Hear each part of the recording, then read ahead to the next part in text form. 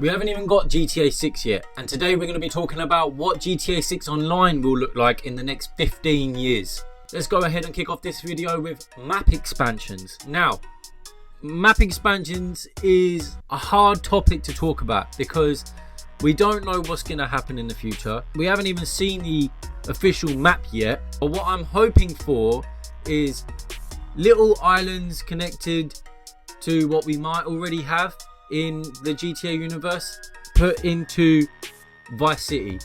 How awesome would it be if we had San Fierro in GTA 6 Online added in the next 10 years or so? We've got small indications that Gloriana is going to be in GTA 6 as it is, because we've seen the number plates or the license plates saying Gloriana on it. Now it would be wicked if we could go from place to place. Say even if we had to cross a really long bridge to get to these places, that would be wicked to do. I mean, Rockstar's Las Vegas hasn't been in a game since San Andreas, so I reckon that would be wicked as well, to drive around, explore, see the sights and everything whilst we're in GTA 6.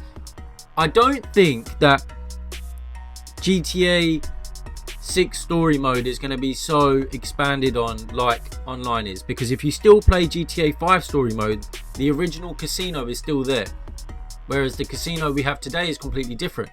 That goes on to our next point, which is more enterable buildings. Now we're going to have so many more enterable buildings than we did in GTA 5, but in GTA 6 there's going to be loads. I did a video, I think there's going to be like 700 shops or something that we might be able to enter. Who knows? We don't know. But at the end of the day, there's going to be way more than there is in GTA 5. And the more DLCs that Rockstar bring out for this game just means there's more opportunity for more buildings to be added, which means there's going to be more interiors. I'm just hoping they're not all stuck behind loading screens. You know how like when we enter an apartment, you know, we have to enter through a loading screen first. It would be wicked if we could just enter the building, just walk through the door and it's right there. Obviously we might have a few griefers trying to manipulate that, but if it's your apartment, you could just walk straight in there. And if it's not your apartment, you can't walk in there. You just get stuck at the door unless you're invited in, or unless we say that you can come in. We already know that there's going to be loads of shops in this game: barber shops, salons, car customization shops, clothing shops, accessory shops. There's going to be a lot of shops. I'm just hoping that we can do what we did in Red Dead Redemption 2 and just enter people's houses, or enter random places that it's not a house nor a business or anything. It's just a shack just on the side of the road or something like that, and it's got absolutely no gameplay, story, feature or anything. It's not hiding no collectible in there. We just can just enter it for no reason. Now we know that there's not really going to be that many mountains in this game, but say in Red Dead 2 we could just enter caves, you know, and there might be some collectibles or something hidden in there, maybe a small mini game or a side quest. It would be awesome if we could just enter them sort of things. It would make the map feel more bigger than what it already is.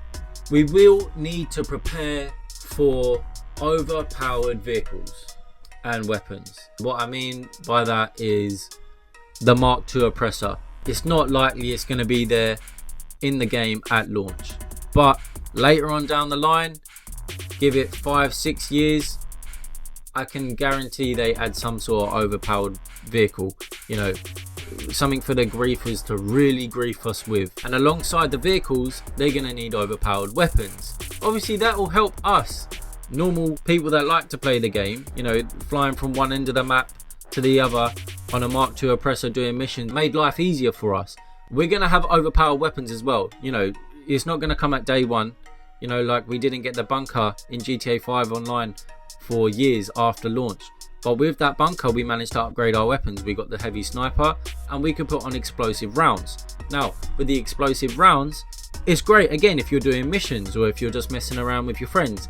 But for griefers, they stand at the top of the building and they shoot you from miles and miles and miles away with night scope or whatever it is that they do.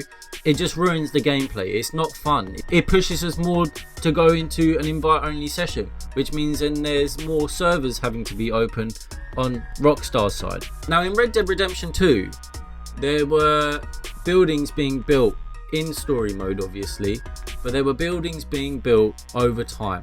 Now, there's a house near Strawberry, I believe it is, where you could do a couple of missions for this guy who's building a house with his 2 lazy sons, and you'd have to go and collect wood, or you could just give the guy some money to build the house and he'll go collect and do what he needs to do, and then you can come back later on and collect the cash back with interest. Stuff like that would be awesome to see in GTA 6 online. Unlike the Mile High Club in GTA 5, the skyscraper is smack bang in the middle of the map with absolutely no intention of being built. It's just there. Still a building site. It's never going to get done. I don't reckon anyway. It might get done. You know, there's the last GTA 5 online update, but we would have been waiting 13, 14 years for that to be built. We don't need something like that being built in GTA 6 online. It would be wicked if they could knock down old buildings and build new buildings, like skyscrapers and stuff like that. You know, they knock down an apartment complex and then they build a new apartment complex or a car park or something like that. Just things to liven up the map for the next 20 years until we wait for GTA 7. It's kind of like the casino in GTA 5. If you play story mode, it's still the old casino, but then we have the new casino now in GTA 5 online. It took years to get there, but they done it. And it's the same with Benny's. We got that shop a few years after GTA 5 launched. I know that DLC made me buy an Xbox One. I was still on the 360 until that DLC came out, and then when that DLC came out, I really wanted to play it, so I just bought an Xbox One.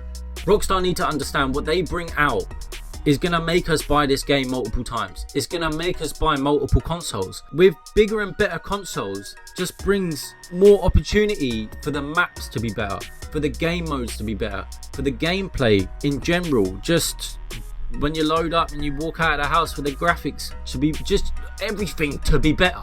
Just everything to be better. And I know for a fact I'm going to buy this game 500 times. I already know. You don't need to remind me. I've done it with GTA 5. I don't want to be reminded how much money I have spent buying GTA 5. I never bought shark cards though. Never. So I'm more than happy to just grind the game. I'm more than happy to do that. I don't like buying things that I don't have to buy. If I don't need to buy it, I ain't buying it. I did need to buy that Xbox One though for the DLC. So, you know, Rockstar knows what they're doing.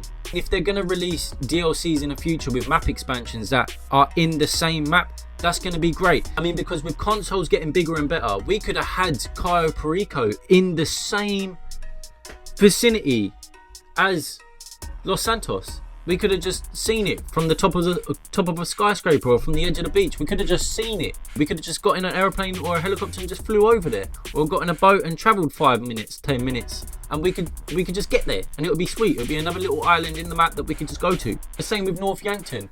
It could have been about 20 miles away, but we still could have been able to travel there without having cutscenes and missions and all of that. It would have been way better. I mean, Rockstar are going to use every single little bit of storage, of graphic capacity that they have to make this map the best map of all time. But with the way the world is going, with AI, with new materials they're finding, new ways of building these consoles, there's going to be bigger things coming. I'm telling you now, this game is going to be massive as it is. And I don't just mean map size. I'm talking about just in general, the buildings, being able to enter them, the cars, the customization, the things you can do in them. It's just going to be mental. It's hard to think about. My brain can't comprehend, and it probably won't even be able to comprehend it when the game's out. But Rockstar know what they're doing. They know that we're going to keep buying this game. They know that we're going to buy it again on the new consoles, or if we want to change consoles. They know what they're doing. Let me know in the comments what you would like in GTA 6 online going forwards. You know, think about it, really think about it. Let me know what you would like to have in this game. If you enjoyed today's video, please give me a like, comment, subscribe, or do all of that thing. I'm a small channel, I'm trying to grow it. Get ready for November 19th, and I'm going to bring you along with me on the journey. It's been your boy Richie, stay blessed, peace. I was gone and I left a few years ago, but I'm back making moves, and this year's in the bag. Don't need a chop to blow these fuckers away. Don't puff or no crop to make